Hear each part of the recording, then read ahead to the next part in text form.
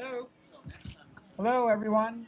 Thank you for coming to the 6th Avenue Bee Garden. Tonight, I have some very, very special guests that put this book together about a very, very dear friend of mine, David Hofmeister, who lives in the quantum field, who lives with eternal forgiveness, and he lives in a moment. What Jenny and Greg, I don't know if I'm right in front of you, have dedicated their lives to. They live in a community dedicated to total communication with their higher power. And they live in that guidance and they practice in that guidance. And they're here to share that experience with you. And I am so, so overjoyed to have Greg and Jenny here. I am really, really like enamored beyond belief that they came to New York City, stopped off to talk to everybody, at any moment, at a drop of a dime, a drop of a hat, or anything, just to share their glorious message about how they live in love and in eternal forgiveness and sharing. So if you all could put your hands together and give a little warm applause for Greg and Jenny. Thank you. Thank you, Jimmy. That's beautiful. This moment is your miracle. Yeah, this feels really spontaneous. I've never spoken outside in a garden before. Almost raining. It's pretty fresh.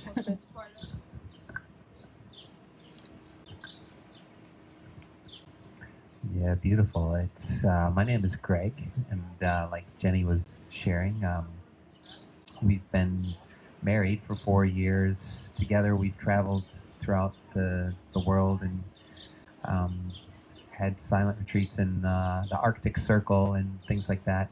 We did come and begin a process, a spiritual process in 2005. And yet our spiritual practice was much before that as well. And so there have been many experiences, but very, very grateful to be able to share with you that there's a whole lot of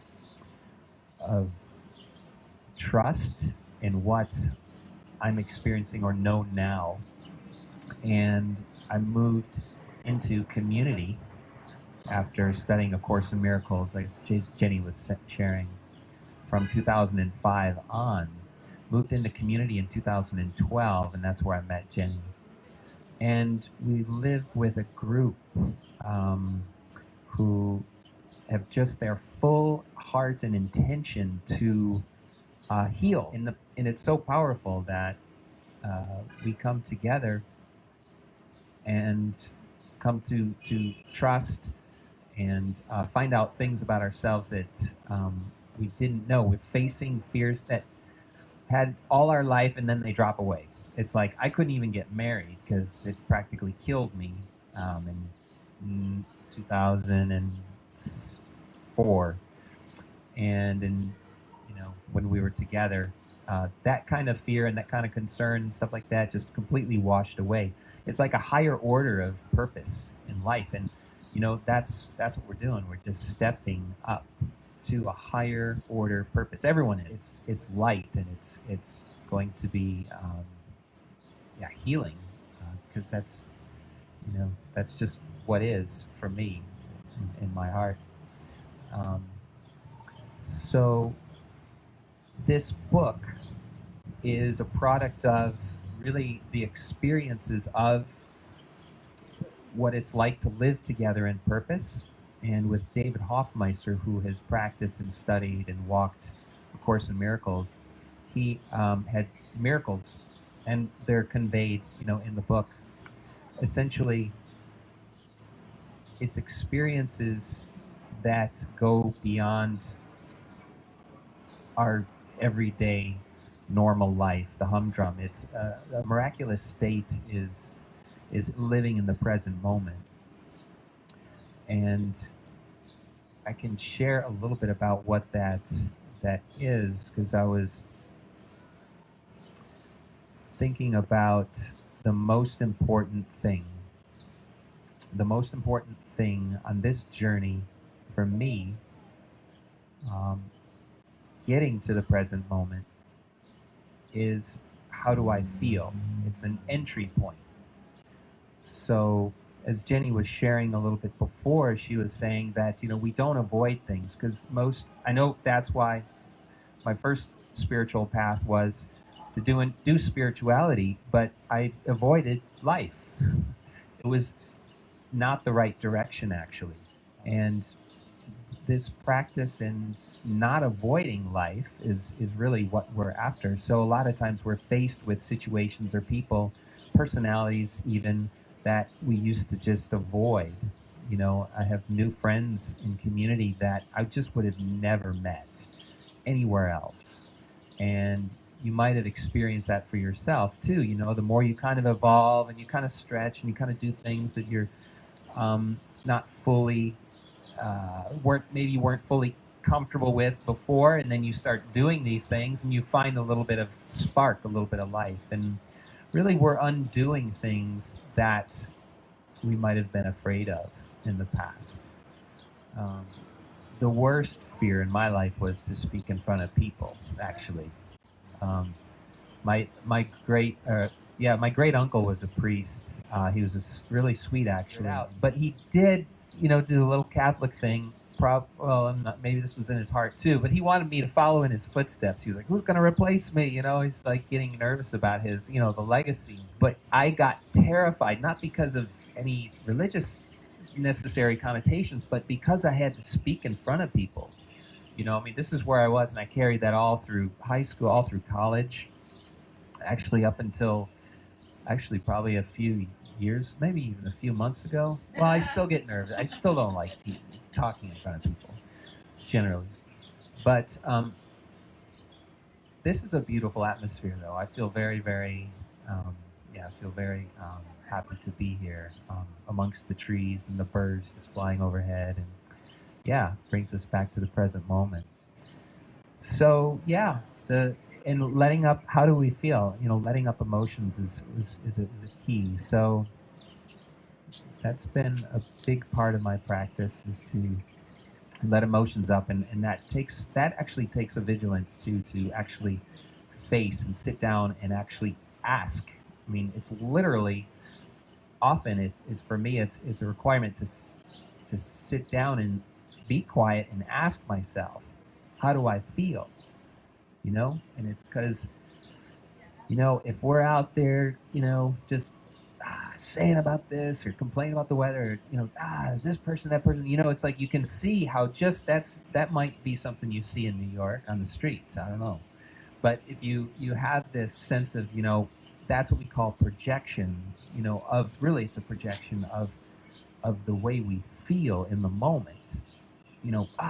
This, that, this, that. And then we come across flowers and we go, oh, it's beautiful. Like, where's the feeling coming from? Is it really coming from this guy, the weather, this thing? It's an inward journey. So just sitting down, and that can, in actually 5 minutes of just quiet time in the morning, where you actually get through those layers of, get in touch with how you feel and get in touch with your thoughts, and you just just let them go and empty your mind. That would change your entire day. And this is essentially what we're talking about, getting down into the present moment, having an experience of that, and really wanting an experience of the present moment.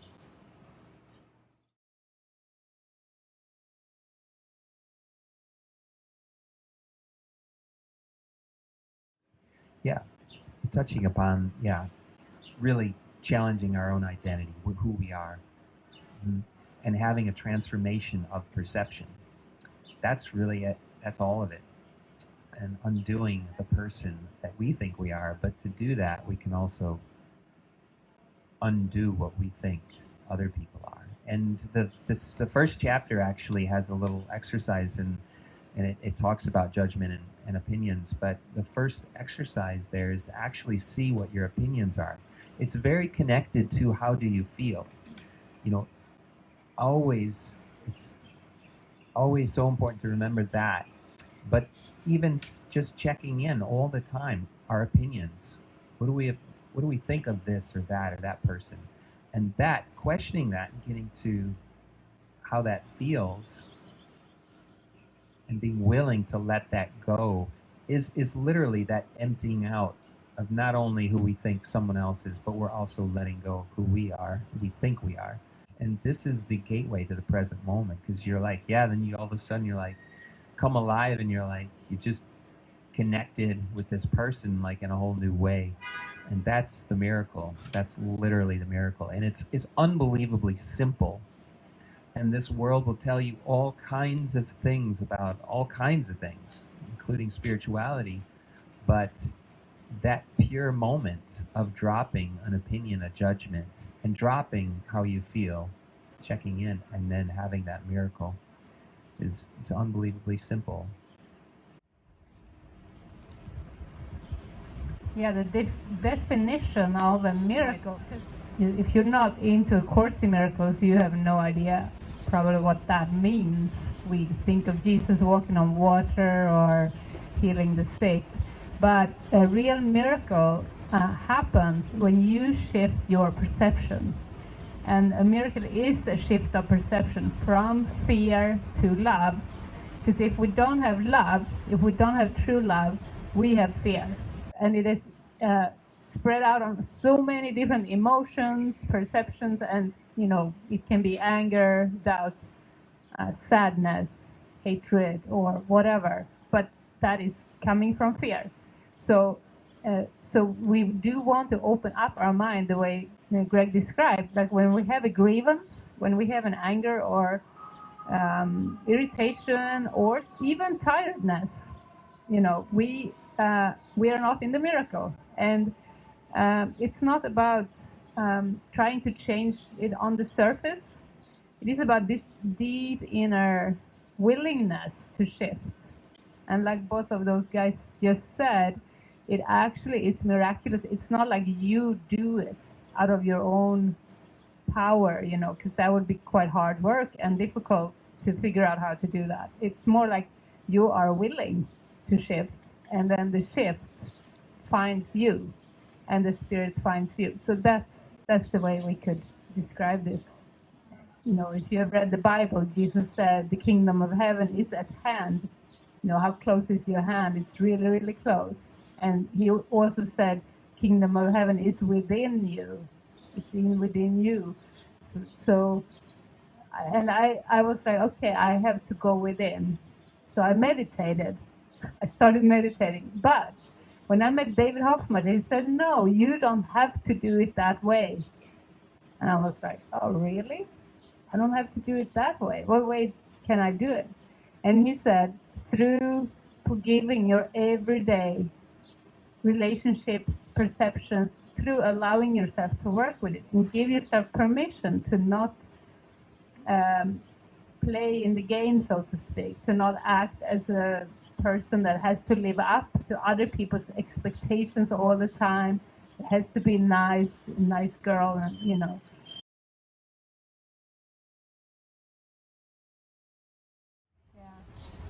Yeah, that's actually the forgiveness process is all about merging with what you have resisted, merging with what you have pushed away because you didn't like it. Like people in your life that you don't like, people who make you angry, who are uncomfortable in any way to be around. These are your opportunities for peace of mind. In fact, you need to merge with the idea of them in your mind. You need to forgive. You need to take in that energy or that experience that you have. So, and when you take it into the core, to the spirit within, it is shifting, and that's the cool thing here, because we don't want that. We don't want it within, of course. That's why we see it outside. So it's not really about taking it within, but it is about handing it over to the Can spirit. we discuss, Jenny? Can you talk? I'm just Get a chair, Julian. Sit so, up here. Can we talk about our discussion of false empathy and no private thought? We're splitting. We're either going to go, oh, this trash truck just pulled up and splashed me with water, and that really pisses me off, or talk about. Yeah, it's pretty cool. When you are in this miraculous perception, even getting the wash from the truck is a blessing. You in this state of mind that you feel like everything is a blessing, everything is a miracle, and it's amazing. Like I have even a friend. She was part of this serial car accident with cars, like 17 cars, boom, boom, boom, and she. Okay, it's called rear end collision. I don't know all the words, but she got out of her car and she's like, "It's a miracle!" And people in the other cars were like, "What is she on?" You know, and she had everybody change their perception just by her being in the miracle mind. She perceived everybody in the miracle mind, and she actually talked to people. And one woman said, yeah, it actually is a miracle, because this morning I said to my husband, I don't want to drive this shitty car anymore, you know, and here I am. Okay, I think I'm gonna get a new car, you know. So it's pretty cool, and this is not just a nice story, because it's actually possible to change the mind so deeply, and it is. So we practice those two guidelines. No, we have no people pleasing and no private thoughts. So with no people pleasing is a very important thing, because we are taught to be people pleasers. We are taught to be nice. We're taught to please others and live up to expectations from society, from parents, from our own inner ego that pushes us. And this teaching is not very helpful. So we practice, it's really cool. We practice no people pleasing. So we allow to not live with that mask, you know, with that kind of mask identity that always tries to please, and be very, very, very authentic. We allow ourselves to express. If we don't feel happy, or if we have an issue come up with somebody, we go up and talk about it, because we know that everybody we join with in our group, they share this purpose of allowing the emotions to come up, and it's so helpful and so important. The Course in Miracles teaches we have no private thoughts. We can't have private thoughts, because like what Greg talked about, what we perceive comes from our own consciousness. It doesn't come from the outside. However much it seems that way, it seems like the world is happening around us, but actually the world does come from our own consciousness, and that's where we can do the work. So all the thoughts that you're thinking actually project your reality. It makes you perceive the world, perceive everything around you in a certain way, and it's based on how you feel. So no private thoughts means that you are sharing thoughts with the universe all the time, and the universe responds by showing you a picture. The picture you see right now is a reflection of your consciousness where you're at right now. And if you have a great experience, because you actually pulled us here and attracted this evening, you know, that's beautiful. That's how powerful your mind actually is. It's not that this just happened. It's that there is a readiness in the mind to hear this and to be open to this. So, and I love it. There is no limit to it. And A Course in Miracles has 365 lessons that we can practice, one per day for the year. And the lessons are all about getting in touch with your feelings. And like the first lesson is, nothing I see means anything. Nothing I see with my eyes means anything. And that's quite mind blowing, because that certainly doesn't feel that way. When Tough one. it's a tough one. Yeah, it's the first and the last. To see everything the same, um, to see no difference. That's peace of mind. But to see change and difference is unpeace. And that's going to keep happening until we have reached the goal of perfect peace, which A Course in Miracles is a great, great, great beginning teaching for this. It even says in the Course, it's not an end, it's a beginning, Yeah, does anybody want to ask any questions? Got a question, Carm? Anybody got a question? What do you think? You're always thinking. All right. Okay. In New York, are you guys familiar with New York? Or is this the first time? First time for me. It's kind of assaults you, doesn't it? I mean, just on the sidewalks and the streets. Have you found any difficult moments here in this kind of assaultive atmosphere to retain what you know? We share. Yeah, I mean, we have fun here. I'm very excited to be here. I actually perceive miracles. I feel people. They look me in the eye and they are sparkling, and I'm like, oh wow, there's so many friends here. But today, there was one guy standing at a street corner, a black guy, and I went up to him because I wanted to share about tonight and wanted to connect, and he's like, don't come to me with that shit. That was his reaction, and I was like, oh, okay. That was assault. It could be taken as an assault, because he was very firm in his voice, and then I said, okay, and I walked away, and he's like, no, let me see what you got there, and then he said, oh, you, and then he saw Greg, and he's like, I want to talk to you, and then he came up, and yeah, maybe you want to share about it because it was really beautiful. Yeah, I'll first say that New York is more like, most of the experiences here have been, it's been like a painting. And like Jenny's saying, it's like, there's so much life. I mean, it's in a sense of animation, pictures moving around a lot. So it's been pretty cool, but I've just seen a lot of beauty though too, and it's been very fresh and delightful. And with our friend, he seemed to he joked at me when he saw me. He was like, you have your wife do this, like come up to strangers, and I didn't really hear it, and I just kept I was just there with him, and I know plenty well enough not to take any of it seriously.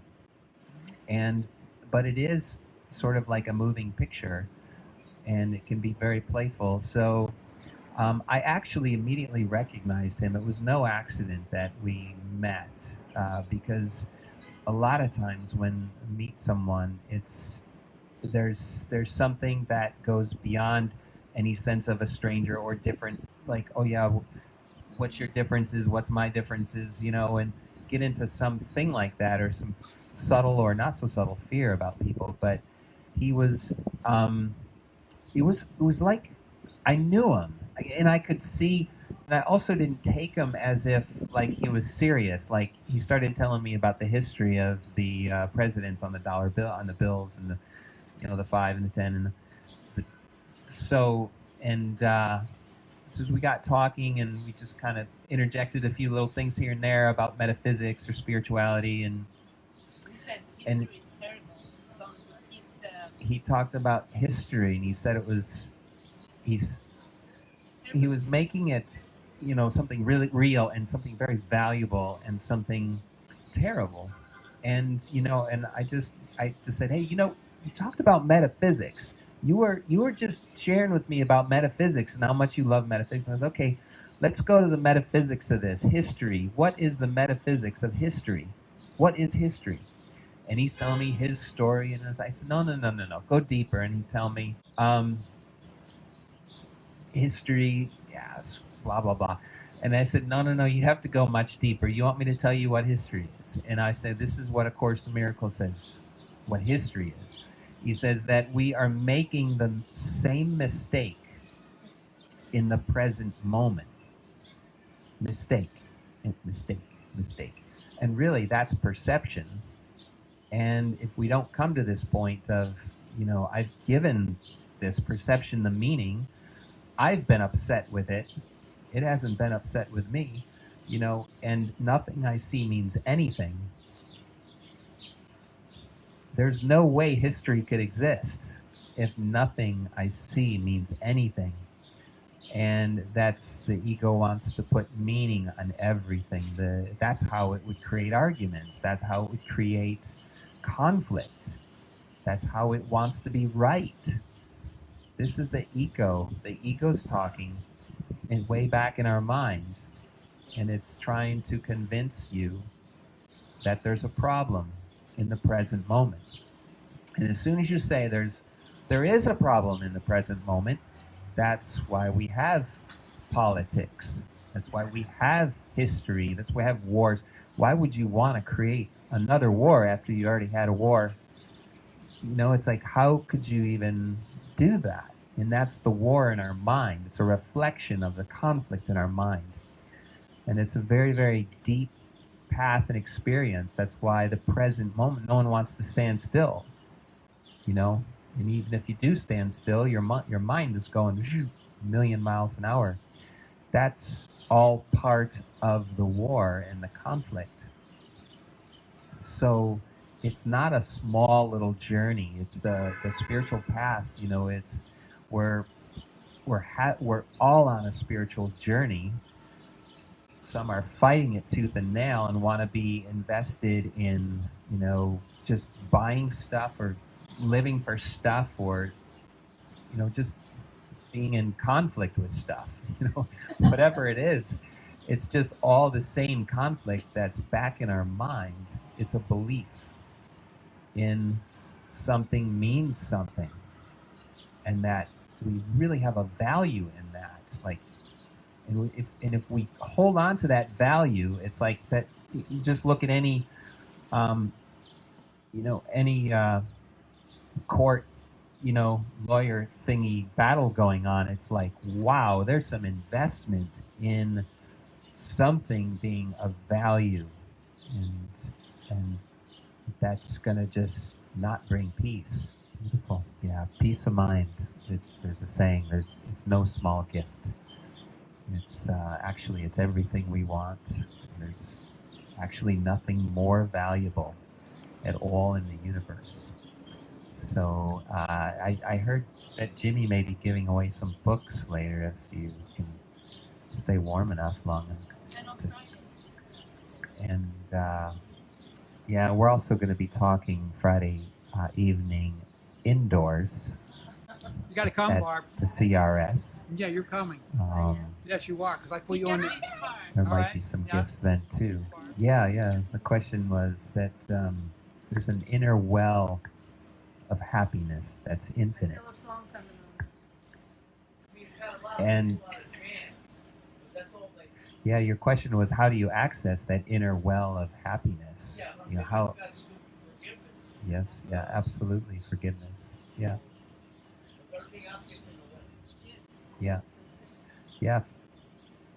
Forgiveness is, as Jenny was sharing, the release or the undoing of beliefs, because beliefs are what make up the world. As we go through the world, she's sharing that this world of ideas. That's why I was talking earlier about opinions. It's the simplest, most practical way is to see how you feel and see what kind of opinions and ideas that we're traveling through are in mind. And then you know that that piece is something to let go of. And it takes willingness to let go of it because there's an investment in the value of those ideas. Well, it's cultural and peer pressure and all kinds of conditioning. Yeah, it's very deep. So it is like a peeling of an onion, or like that deep well. There's a lot of layers to get through. There's a lot of drilling, you could say, to get to that peace, that happiness. And then, but once you do, you start tapping into it. It's literally eternal, and you just have to keep boring into that well. Make that hole bigger.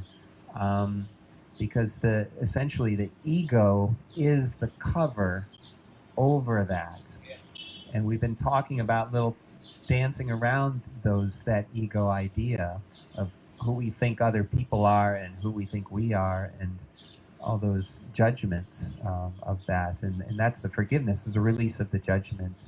That's when we can approach our brother and be like, whoa, I've never seen you before, and you're just happy to be with them and to see them, and there's no reason for it. That's the trick, is the ego wants some kind of reason for your happiness, and in this deep well doesn't have one, except that it's your identity, and you start to see it in your brother, you start to see it in your sister. It's like a mystical path of going within and undo the roles and the perceptions, and to question them first, because we're so ingrained in them, and we're so we taught ourselves, and we were taught seemingly by the world to believe in it and believe in that is who we are. So this is like a highly recommended to start to just ponder, maybe that isn't who I am, and start to question this role and the acting we do with others all the time because we think it's expected. So I would say that is actually the key to first start to access the happiness.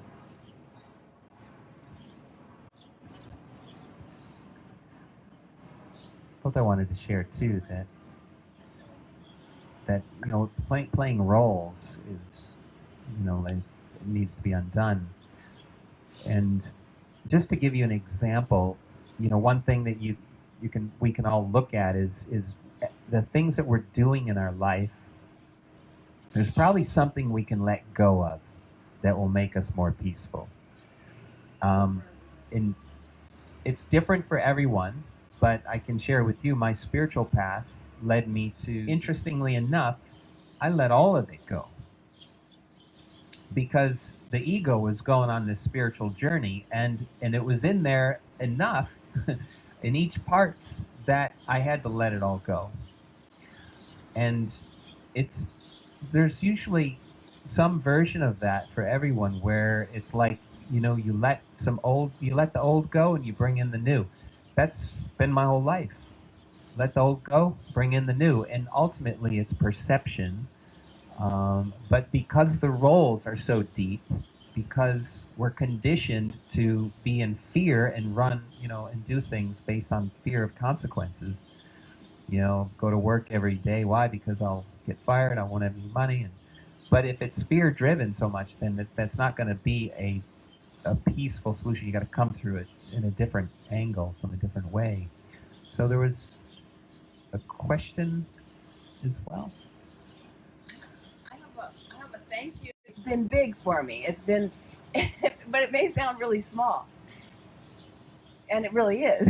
But like as I age, I'm getting angrier and angrier. I find myself at people that run on sidewalks, and I just had it on the way over here tonight. Some big 6'2" guy thundering towards me, and I was in my fear. Yeah. He's gonna bump into me. Okay. And then my anger. Oh, he doesn't even know that I'm afraid that he's gonna bump into me, and that's not right. And it's a sidewalk, for goodness sake, not a side run. This has been an issue of mine. But listening to you talk, I had this flash, this insight that my perception more naturally in my own being would be to cheer him on, to cheer on his youthful vigor and maybe step aside and just slow down for a minute and just go, yay! that's what I do all day, every day when I teach with kids. You Were you No, going? I'm saying that sometimes they are guilty. Yeah, I mean, not everything is innocent. Sorry, I might have different views. Thank but- you. Yeah. I mean, if the city That's bike is running a light and almost hits you, they're not innocent, and they do it all the time. These people. Some maybe somebody can't stop, but they deserve to be just. Yeah. You know, I'm not going to look at them like, oh, I'm glad you're having a nice bike ride, because I almost got hit or run over by, and I'm in the right of way. Yeah. Yeah. Well, illusion is very persistent. So this is a good example. Thank you. Thank you so much. Because that is what we work with. You know, So we need to probably go back to it's not an illusion. the though. dream. People do get hit by presidents. We're talking about a perception where we, and the practice is to pause. But when you practice, and this is not about what's happening at all. This is about the emotions. This is about how you feel inside, and to come back to acknowledge how you feel, no matter what's happening outside. If we run over by a truck, or if we are in a beautiful garden in a summer day, it's about to acknowledge how we feel, and work with that. And I can tell you that perception changes when we do this in the work. And over time, it is instantaneous that the whole universe reflects back to us the way we feel. And you're welcome to start to test this out. I did, and I discovered that it works. If I really truly am able to change my mind, because if I have a perception and say, oh, now this again, I'm angry, and then I'm gonna have an angry experience, and things may come at me, and But if I do my inner work and do my inner forgiveness process, and so for me, it's to lift over or hand over those images, those angry images, the way it shows up, and it is to take it a little bit deeper than from perception. You take it into the emotions, and then you can take it even deeper and check in what you believe, and if you go deep enough, you will see that you believe in a separation. There are golden opportunities to do that in a process, to give yourself the time and the space to do that, rather than reacting. It's like, so this world is like a movie screen. So when we see a movie and we get emotional or angry at the movie, banging on the screen will not change the movie. It will never change the movie. So it's like, that's pretty tiring to live that way. We're going to react so much and feel really tired.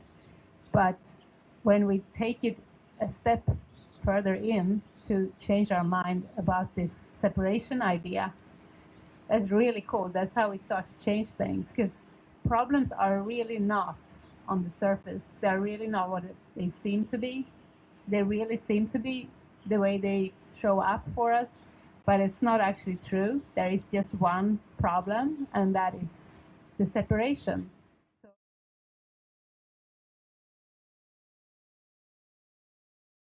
Right. So I think we should say. Yeah, you can try to teach the world, but this is somebody acting that way too.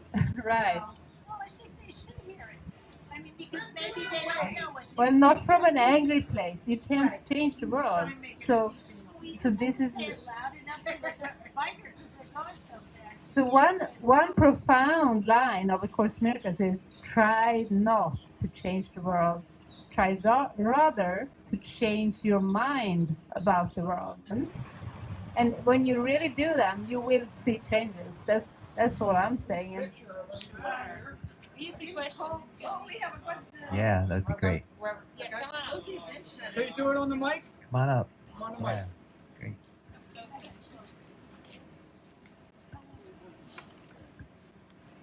So, We see here, you might come in the picture of the camera. okay, cool. So, my friend and I are high school students. We actually only planned to stay here for like 5 minutes, but then the word ego was mentioned, and my friends and I, and even like I noticed everyone has like a problem with dealing with their own egos. So since what I'm getting from this presentation is that we should block out ego to have a good good mentality about the world that we live in. So how do you cope with that? Yeah, so the ego, you can maybe say that you can block it out, but you can face the ego. And when you face the ego, it goes away. That's the really cool thing here. So the ego isn't really real. The ego isn't real.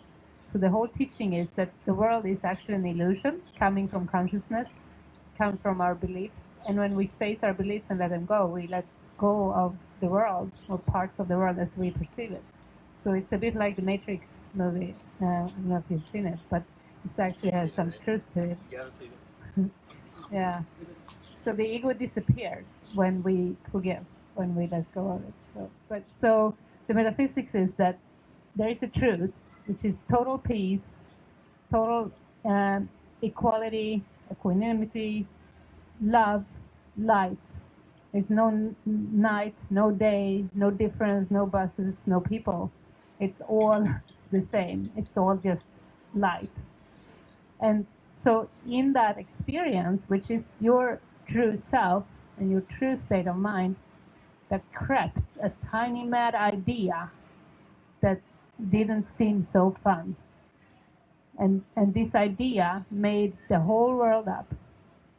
So if you say, okay, why did that happen? You know, what, how come? You know, and there is no real answer to that other than look at your feeling, look at your experience, and you know that you believe that it happened, and that's all you can work with, and that's all that you need to work with. It's like the idea of letting what happens on this planet be it and just work on what you currently could control. Basically, let anything that's out of control just be it, and work on what you could control to at least make it better and not that evil overtake your mind. Does it have to be? Does it have any relations to this? Yeah. Yeah, that's very beautiful because, yeah, we don't have any control over the world we made. So when we see things out of control, it's not to engage in it as if it's real. Because there is another line in Course in Miracles that's pretty cool too. That's because it's sometimes we see the ego in others, and it says if you see the ego in others, you must see it in yourself because you look through the ego's lens if you see it outside. And this is the deepest lesson of all to learn, because this is the true change of perception. So when we see the ego outside, it's because we have a belief that we haven't faced yet in ourselves. So the best thing to do is to go within and take a look, say, okay, I'm willing to see what I believe. I hate when they do that, or I see they're so in the ego, and but to take it within and see, okay, there is a key here to what I believe, and so that's how we actually undo the ego and see less of it. We see less of the ego when we do this process.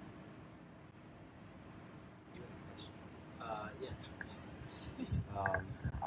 Let me figure out how best to articulate this. So basically, I have a friend named Max who sort of believes a lot in this mentality or this viewpoint, that is like higher, and I'm interested in if it's possible to still, if he truly possesses what you are describing, or if he merely thinks he does, or if it's even possible to still retain some of your ego while also using your right mind and being able to see on this spiritual level. Yeah, there are definitely so many steps, with this. So it's not like just because you know the ideas and know the truth about the miracles and everything that you're right-minded automatically. No, the ego comes along on the spiritual path, quite far. So that's to be aware of, and how you can work with this is that you can practice to be guided. Because that's all we can do. Why, you guys want to just take a picture with us? Come on. Come on. Take a picture. Come on, Take come a on. picture. Some people have left. We had thousands of people here. Well, Nobody has left. It's just because of the rain. Come on, come on. just a quick picture. Just. Come on, Carm. Come on. How do you do with a timer? Picture? Well, we're going live right now.